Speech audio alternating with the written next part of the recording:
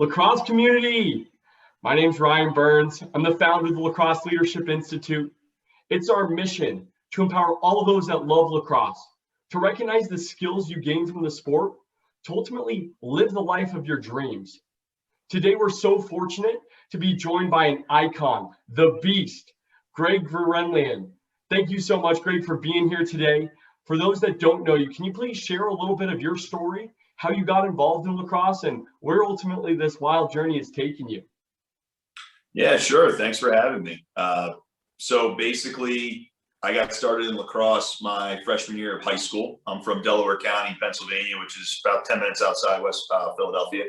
And lacrosse was king in my neighborhood, but I never played it. I wasn't allowed to play football, or I wasn't allowed to play football growing up. I had Osgood slaughters, so I had a knee issue, and my parents were always worried I'd get hurt, which is weird because I competed in karate, I did wrestling, I did everything else that was physical. So when I begged my parents to play lacrosse going into high school because that's what the cool kids did. And I just thought, hey, look, I'm good at sports, so I'll just do this. So I tried doing it, and I had no idea what I was in for. It was one of those sports that you appreciate so much because you can't fake it, right? In basketball, if you were born and you grow up to be 6'10" or 6'11", you can play basketball. If you're a freak athlete, you can probably play football. So lacrosse was the first time I'd ever experienced where being a great athlete literally meant nothing unless you can turn the stick into an attachment of your body, and you can't fake that. You had to practice it to get good at it. So my first year was very tough. And in fact, the nickname Beast came from being made fun of. I couldn't catch and throw, and I was a skinny lacrosse player that just tried to hit everybody because I was excited I was in a sport where I was allowed to hit.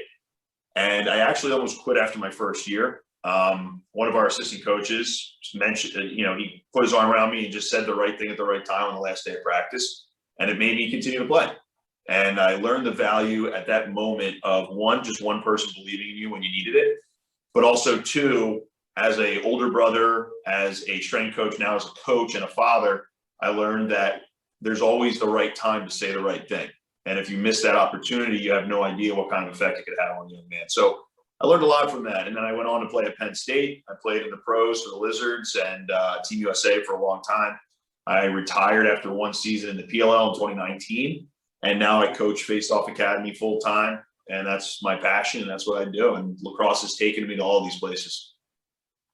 Well, Greg, it's interesting how you can take a nickname that you had early on and just ultimately blow it out of the water and ultimately be one of the greatest face-off guys ever around, and ultimately train the future leaders in the sport as well, which is unbelievable.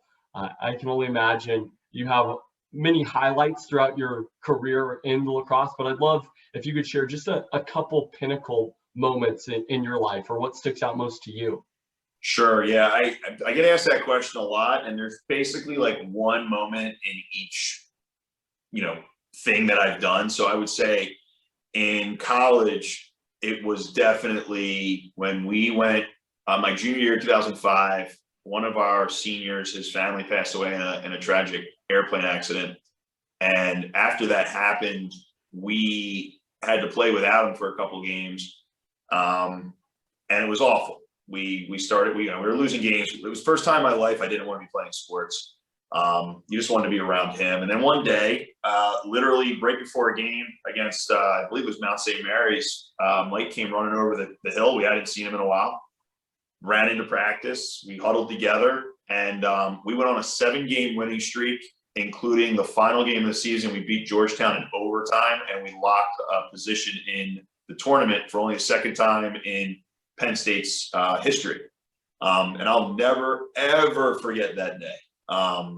And that was all because of Mike and his heart and, real brotherhood. And then when I got to the pros, I think in the MLL, winning 2015 championship with our team was phenomenal because in 2014 was such a rough year. We lost in the gold medal game in Denver against Canada. And then a few weeks later, we lost to Denver in semifinals in the MLL. So 2015 was a serious redemption year. It was phenomenal. And then coming and winning the world championship with Team USA in 2018 and redeeming ourselves for our loss in 2014 was incredible. And then my final moments in the championship game of the PLL 2019, being at Union Stadium, being back home in Philly, my entire lacrosse career coming full circle. And I remember going out there in the fourth quarter and the entire stadium was chanting Roll Woods. And I just remember like turning a full 360 because I wanted to take it all in because I knew this was my last game, and saying, man, like, how lucky am I? Like, this is where it ended, So yeah, all of those moments will always stick in my head for sure. I get chills and emotional hearing that at the end, and I know that each of your experiences probably had so much emotion behind it. The brotherlyhood that you had at Penn State with Mike and just being close. And I was listening to something that you answered talking about the Redwoods and professional league.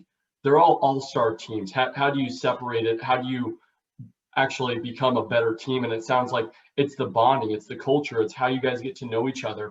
Can you talk a little bit about that in terms of culture on a team and how you've helped be a part of it, and when you've seen a good culture, bad culture, ultimately how you cultivate the right culture?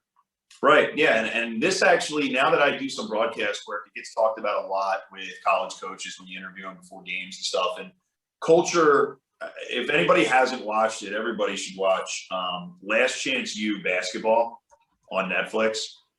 Every person, whether you're a coach, a parent, or a player, should watch that. It should be required before you're allowed to play a sport, because we're so fortunate to have what we have in certain opportunities. And we forget the human aspect of sports sometimes, where, for instance, we'll break down a college game, right? Oh, this kid, his head's not in it. He's not making the right play. Do we know that maybe his aunt passed away yesterday? Do we know that maybe his girlfriend, broke up with it? Like, we don't know. These are kids. So, I think the human aspect is so important in sports, and culture literally it encapsulates humanity. And the culture is I've always said this when I played in MLL or PLL, anything, people always say, oh, this roster's loaded this year, or this roster's loaded, or they're all loaded. The difference every year in the pros was the best locker room won the championship. The guys who counted on each other and truly trusted each other the most. I felt the difference in 2014 and 2018 on the U.S. team when we played. 2014, there was a lot of bickering when things were going wrong. 2018, we were down very, very late, and no one batted an eye. Everyone just hung in there. We all knew we were going to take care of business because we trusted each other. So I've experienced a difference in culture. And I think culture, it beats everything. And even, like we'll say, like, winning solves everything. Not really. Like, if you're winning and there's issues on your team, they're going to be there at the worst time towards the end of the year. So, I believe very much so in that. But I believe that you need leaders. Everybody needs to trust the coach, not the X's and O's. Everybody needs to trust the coach is doing what he believes is best for everybody. And then when the coach leads by example, he can then have his leaders, whether they're captains, older guys, or just experienced people in general, people that you can look to when you need something, and captains that are always asking guys how they're doing off the field. And that translates directly all the way down to whoever. So, yeah, I believe very much in leadership. I believe very much in role players and everybody pulling and rowing in the right direction. And I could imagine that it's just a huge impact in the teams, and the difference in all the teams that you've had is that trust. You have to have that there to be able to be successful. And this allows us to pivot into my favorite question, which is, what does leadership mean to you, Greg? Leadership means doing the right thing, whether it's good for you personally or not, meaning that you are going to do what your team needs. Now, like for me, for instance, the World Games, right? 2018, I'm the old guy on the team. Trevor's about 12 to 13 years younger than me. I recognize that I'm the old one now. And for the first time in my life, I'm on a team and I'm not the guy. I know that Trevor is the best player in the world right now, and I'm the guy underneath him, and my goal is to do my job on the field. But more importantly, I knew from the get-go, my job is to support Trevor with my experience, help him, make sure that he plays really well, because we're going to need him to do that to win this thing. There were certain games where, during those World Games, where I was hot and Trevor would be like, you just keep taking them, I'm cheering for you. And then in the gold medal game where I just wasn't feeling the whistles, and I said, Trevor, you're doing well. And I just coached him up throughout the whole fourth quarter. That's leadership. And that's knowing that this is what needs to be done. And when things are going tough, being a rock for the guys around you, you know, when everybody else is freaking out about the officiating, when everybody else has their head down, or there's somebody who's, you know, dogging it out there, not only making sure that you can approach them with respect and make sure you deliver the message correctly that needs to be delivered, but make sure that no matter what, you're never showing symptoms or signs of something that's going wrong as well, because that really cascades. When your leader is losing his mind, it cascades. So that is always on your mind when you're a leader, making sure that the optics, pretending like everyone in the stadium and on the team is staring at you at all times. I think that's huge. The optics of what's going on. As a leader, you could have a million things running through your mind and being totally stressed out, but you can't let your teammates know. You have to be strong, and you have to promote what is in the best interest for the group ultimately, because that way there's some resiliency with the team at the end of the day, and you're able to push through and be successful. Can you share an experience that you've had when all hell was breaking loose and you had to be stoic and ultimately lead the team to a positive result? Well, I can give an example on both ends. I can give an example where I can admit that I wasn't being a good leader. I remember when I played for the Lizards, you know, Kevin Understein was one of the greatest wings I've ever had, but he would give me fits because sometimes he would go rogue because he has a feel for the situation, and I think he's going to be in a different place. I remember in a game, 2015 actually, when we're killing everybody. I throw the ball out, he wasn't there, and we lost the faceoff. And I turn around as I'm walking the field, just frustrated, and I'm screaming at him. And he puts his hand on my shoulder. He goes, "Talk to me, don't yell." And it's like, you're right. And I immediately snapped out of it. And you know, my position is very tough because as a faceoff guy, you basically play 4 minutes a game, right? So you're not on the field as much. And if you're not winning every single faceoff, it's harder for people to take you seriously and listen. It can be a very lonely place when you're not winning faceoffs. So you try to be a leader, even though you're on the sideline most of the game. So it's tough. But also there have been moments where, you know, like when we were, when we were in the championship in 2015, I remember the whole game, we were not winning almost the entire game. We were down by 3, then we were down by 4, then we were down by 2. And every time we got inched there, we got another penalty. It would have been very easy for me to lose my mind. And I was scared. I was very scared as a player who's been this close to a championship at every single level I've ever played at and has never come through. I was worried that I emotionally wasn't going to be able to handle losing a championship again. But I held it together, Brian Spalina gets his 3rd penalty of the game. It's, dude, we're going to need you.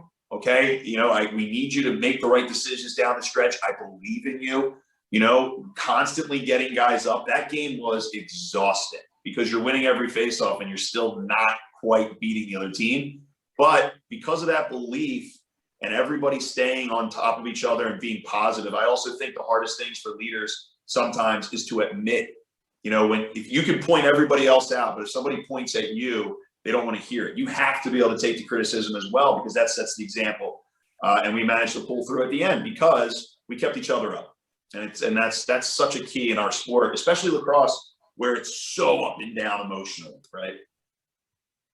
And we see that in all the games and the streaks that you get. Someone puts 3 in the back of the net, you respond with 2 or 3, they get another 2, we get 1 or 2, and it's just back and forth. And I think that emotional roller coaster can be a lot for a lot of people, which is why having the discipline leading up to the games, having the strong coaching staff, having leaders that can keep those emotions in check, because at the end of the day, I'm a firm believer of the discipline of the game as well. And if you do your job, you do everything you can, and you put in your best effort, stay positive, things seem to work out. And I don't know if you have the same experience or not, but that's always how I've looked at it. Yeah, I believe the same thing. When we are so obsessed in sports with miraculous plays and incredible, individual performances. But, in my experience, I have had tremendous individual performances and lost, and I've had very average performances and won. And I can tell you every single time I'd rather win. So the thing I'm always delivering to any team I've ever been a captain on is do your job. it's so much easier to know that if I come in here and I do my job and I trust the guys to handle the rest, that we'll win. That's a way easier way to sleep at night, rather than wondering, oh man, is Ryan going to be there on that second slide? You know, is Mike going to drop the ball and off? Like, is he actually going to pass it this time? You know, like that's the stuff that makes sports hard as a team player. So do your job, focus on your role, and just trust the guys next to you will do the same, and we'll all be fine. There's something with an insane amount of accountability. If you just focus on yourself, do all that you can, that's where you see the success. And you have the trust of your teammate that he's held to a high standard as well. So he'll be doing the exact same thing. And I think that lends itself to this question, and that's, how do people do their job as face-offs? Can you share how you started the Face-Off Academy and ultimately the spawn of that, because I think that story's awesome, but then what players can be doing now? Sure. I mean, a real quick backstory on the Face-Off Academy. I was a professional strength coach. I went to New York City after working at Penn State, and I started a company called Brawlic Strength. So I was a full-time strength coach, and I played lacrosse on weekends. In 2011, I blew my knee out. And during that summer, I was on the couch, and it really hit me like, holy crap. I did something that I never do in anything. I don't think I gave this my full attention. I think after college, I was so focused on my strength training career that I felt guilty for not taking full advantage of the natural talent I had to do something. And it's so weird because as a professional lacrosse player, I had never really broken my position down analytically. So during that summer, I was sitting there with my knee up, and I broke down biomechanically the face-off position, which is probably the easiest position to break down in all of sports because it's so consistent. Unlike any other position in lacrosse, the ball's always in the same spot. It's always right-handed, et cetera. So I broke down the biomechanics of that, just like I would break down the biomechanics of a clean and jerk. And I adopted that system. We wrote the FOA system that summer. I started training using those techniques. And when I came back the next year after my knee injury, I broke every single individual record. I set a bunch of ML records, and every year after that, my records got higher and higher.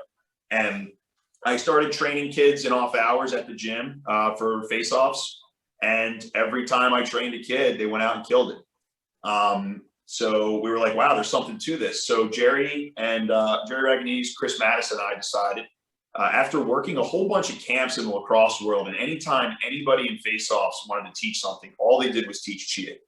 There were YouTube videos out there of just proud people teaching kids how to tape their gloves a secret way, or how to grab the ball with their hand, or how to slit a little slit of your mesh so you can do some kind of cheat move. And I just told Jerry, I'm like, it's crazy because when we retire after putting all this effort in all these years as pros, all people are going to do is laugh at us and say that we were just cheaters.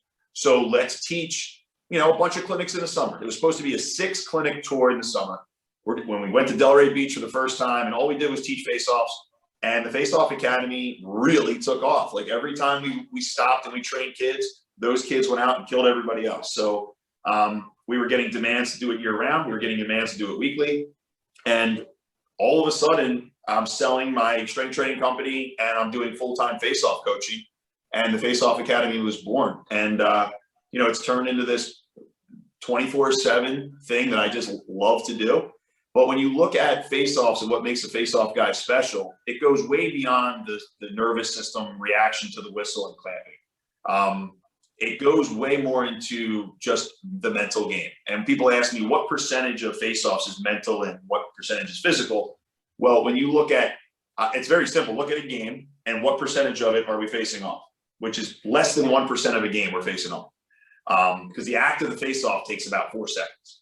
So even if you took 20 face-offs, it wouldn't even equal a quarter. So, when we play, 90% of what we do is mental at least. So what I do for the most part is I teach you the physical techniques and the biomechanics, and then I spend the next 3, 4, 10 years working with guys on how to approach it analytically and not emotionally. Because like I had mentioned earlier, it's a very emotional position. It's very drawn. Like people that are emotional, like myself, are very drawn to the position because of all the drama and the attention it gets.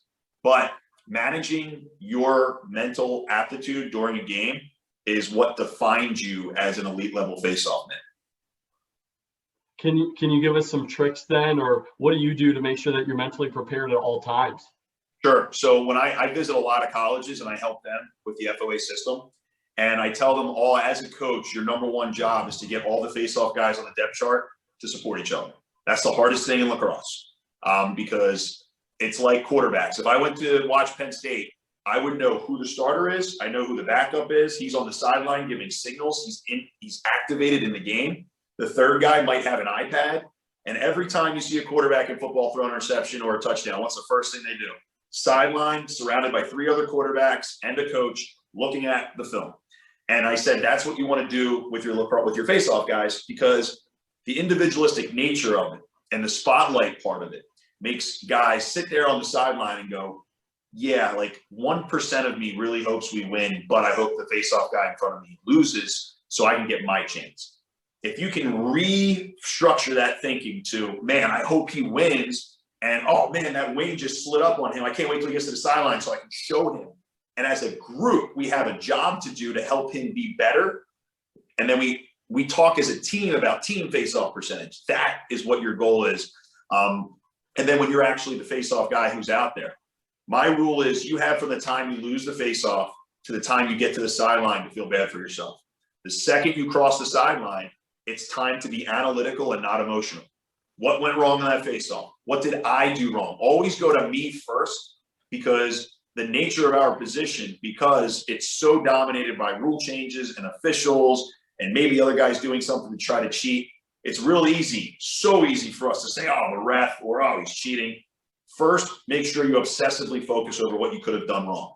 That's where the film comes in, right? And if you're paying attention to the film and you're looking at the next face-off, you don't have time to whine and complain and then do something on the sideline that has a chain reaction to everybody that's in a negative way. Well, I love that idea of the chain reaction as well, because that's the momentum at the end of the day. It starts with something small. And if it's negative, it builds and builds and builds, and it takes you away. But in the same instance, it can be positive, and it builds on itself and builds on itself. And that's why the face-off is the most critical part of a lacrosse game. You can be playing make it, take it, essentially, if you're able to play well, or you can be behind. And if you're hot, you get a couple face-offs in a row, you get goals, you're able to get right back into the game. Can you share a little bit more? I know you said you need to get all the face-off players together as one team and look at a team face-off percentage. When you say that you work with players, though, for years, up to 10 years, are you telling them, hey, make sure your family's in line, or how do you create resiliency mentally for these kids at the end of the day? It's very simple. It's just like any other thing. You focus on getting better every day, right? And then people are, oh, okay. No, but literally, like, strength training world. When I was a strength coach and I'm training an athlete, say they come in, I would train female athletes all the time in New York City. And a lot of times they come, I got to lose 10 pounds. Why? Where did you get that magic 10-pound number at? Do you know what it looks like? Do you know how it feels? My job was to take whatever you told me aesthetically was your goal and then write a program that makes you obsess over your performance. So if you're deadlifting more, you're taking shorter rest periods in between your sets, your form is getting better and better. Yeah, of course you're going to lose the weight and start to look more the way you want. That's easy. Same thing with guys. I want to gain 10 pounds. What does that look like, man? So instead, I got you focusing 3 months from now on your push press numbers, and suddenly you're looking in the mirror going, oh yeah, like I like the way I look. Same thing with face-offs. If you focus strictly on refining your technique, because like I said, it's biomechanical. If I'm focusing on shaving off wasted movement, making sure everything's efficient, working on like the little details of my exit, or I'm letting this team's wing slide down here and I'm not moving my wing to create space, there's always a way to get better. There's always a way to improve. So if I'm focusing every day on getting 1% better, that takes up all of my time. I don't have time to start looking elsewhere. Oh, that kid has a higher percentage than me, or, oh, that guy's getting away with X, Y, and Z. So in practice with the other face-off guys, if we spend our time, guys, look, we're not good against the rake. We're going to play North Carolina this weekend. That guy's really good at raking. So let's help each other, dummy up. One guy's raking, and let's keep working on how we can make sure we dominate that move. If you're focused on a team goal like that, then you don't have time to look elsewhere. which is a very good point. And to do a little bit of a pivot, because I know you're coming out west, right? You're coming to Vegas pretty soon. Yeah. So the first time ever, we're going to do what's called a Western Showcase for the Faceoff Academy. And the reason we're doing is the National Showcase has been going on for 8 years, the Faceoff Academy. We do it every year, first weekend in December, 250 athletes from all over the country and Canada. And it's been a huge blast. Every year it's a massive success, but we do realize one of the things we're always focused on is, as Faceoff Academy coaches, because we played, what would we have wanted? What would we have needed as athletes? And for me, I'm not a stereotypical prep school kid that went and played in college. My father's an electrician. My mom is an elementary school librarian, and I had to fight and claw my way to this playing school. And I know there's plenty of kids in the West and the South who don't have the finances to probably travel across the country. That doesn't mean they're not one of the best 250 in the country. It just means they don't have the advantages. So we are going to move the circus to them, so that way we get a Western Showcase. And then what we're going to do on top of it is say, if you win this thing, you get an automatic registration to the National Showcase on the East Coast in December. So what we're trying to do is bring this out west and try to give a little bit more for these guys, because they don't get it like the Northeastern kids do.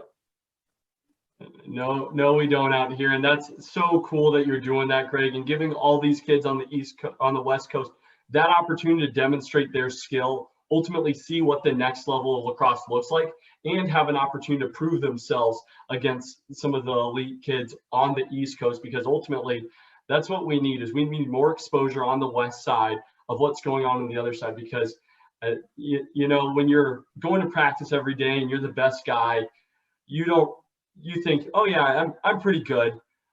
But as a teen, a young adult, you forget sometimes that there's a whole roster of people just as good as you on the other side of the country. And that's the person you should be chasing. That's the bogey you should be going after. So what you're doing, getting everyone together, is unbelievable. And we'll definitely make sure to send a bunch of people your way.